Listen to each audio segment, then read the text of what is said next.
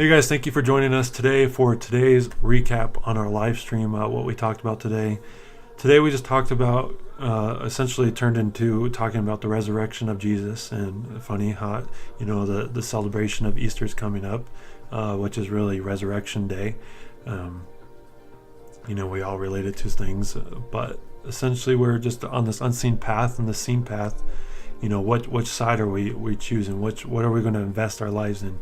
The unseen path is, the heavenly wisdom, focusing on Jesus. It talks about, Jesus in, plenty of verses, but one of the big verses that what we were talking about is how Jesus asks his disciples, after feeding the 5,000, is, "You have seen me, but yet you still do not believe."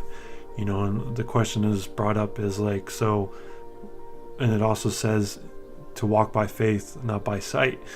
So we just talked about that today, and just focus on Jesus and how is that relating to us, and how are we supposed to walk our lives and walk with Jesus, and just walking in that plane of faith, that side of faith, that unseen path, or do we not want to choose that? Because God chose us. He created us in our mother's womb. From the day we were, starting to be born, he put that spirit in us, and he knew what we are going to choose on this path.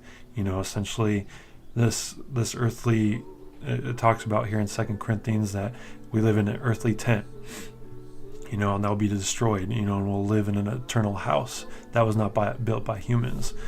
So we just look at that and, relating it to Jesus, how he was conceived by, or was born in Mary, Virgin Mary, and how he walked his life, and how then he died, and then he was resurrected.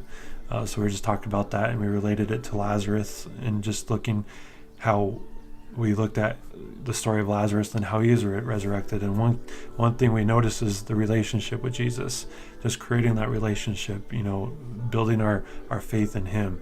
That's the correlation. Jesus called up to his Father, Lazarus called out to Jesus, and when we enter into that following of Christ, we all become part of that. We become part of that in the same sense of we can walk as Jesus did.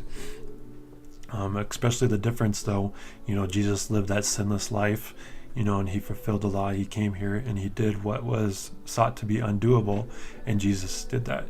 That's what he did when he was sent to this earth. So accepting him, building that relationship is just what we talked about today, and just what it looks like when that resurrection came. A lot of people believe that Jesus was just dead and it was done and over with, and that was the scene. That's what people saw. That was the seen path. But we're talking about the unseen path, that spirit that continues to manifest in us, continues to grow, that eternal resting place. That spirit is eternal. So if you look at the resurrection and how Jesus raised Lazarus, talks about where Jesus was the overcomer of death. He destroyed Satan. He has the keys of death. So when we come into him, our life, and we do not die. So that's just what we talked about. Some awesome stuff, and an awesome understanding of what it looks like to be a follower of Christ. And just what it takes to be a follower of Christ.